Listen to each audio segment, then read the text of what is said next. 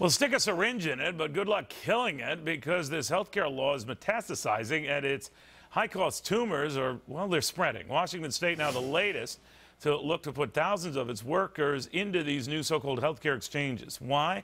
Well, it will save them a lot of money, but it will cost all federal taxpayers more money.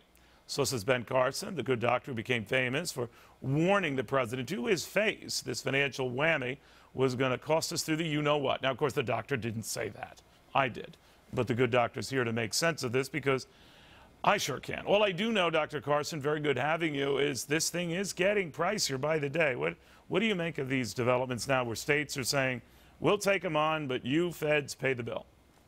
Well, you know, this is not unexpected. This is only the tip of the iceberg. There's so many things in there that are going to continue to be revealed.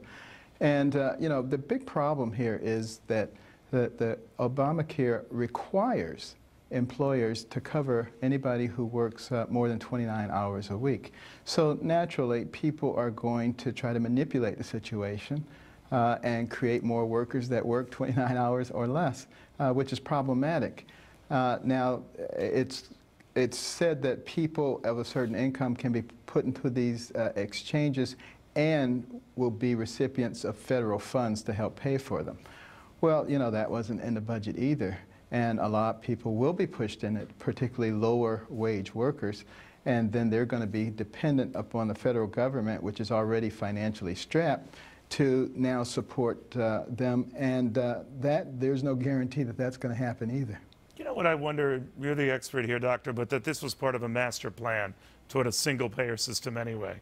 And this is leading us to that a lot of companies abandon their policies, beginning with initial coverage for part-time workers or those working, in, as you say, under 29 and a half hours, and extending it pretty much to all workers, and then states drop whatever plans they have in favor of the federal plan and get all state workers on that plan. In other words, this is where this is headed, toward a single-payer system, and that's the bottom line. Yeah, whether that was the master plan or not, it certainly is going to be the final effect.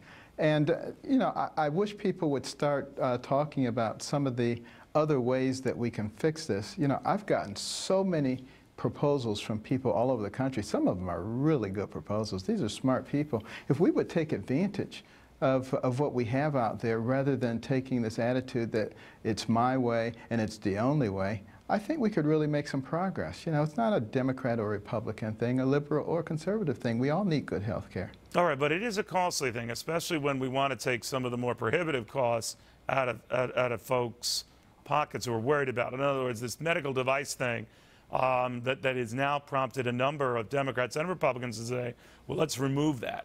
Well, obviously, you're going to have to get the money from somewhere else to pay for all of this. Where do you think that's going to come from? More taxes. There are so many hidden taxes in the Affordable Health Care Bill, which is a strange name, that, you know, we all are going to be paying.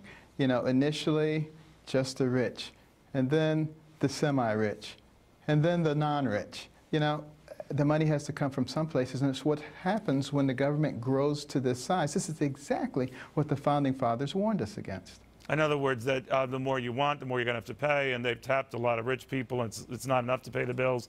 So how far down the so-called food chain do you see this going? Well, obviously, it's going to affect everyone eventually. And you also have to remember that when you affect one segment of the population, we don't live in isolation. Every segment is going to be affected. So the people who create jobs, you know, if you're hurting them, they're not going to create as many jobs. On and on it goes. It's all a continuum. We're all in the same boat. We need to be talking about things that work for everybody in an efficient way. A lot of folks want you to run for president. I'm sure you've heard that once or twice. Do you want to run for president? I have no desire to get into that quagmire, quite frankly, but I must say I am besieged by people everywhere I go about this. When you are besieged, do you ever entertain it? Well, I always say it's in the hands of God. He will. I don't believe he's going to reject our nation just because many want to reject him. So that sounds like you would be open to it. always open to anything that God wants done. Doctor, thank you very much. Thank you. Dr. Ben Carson.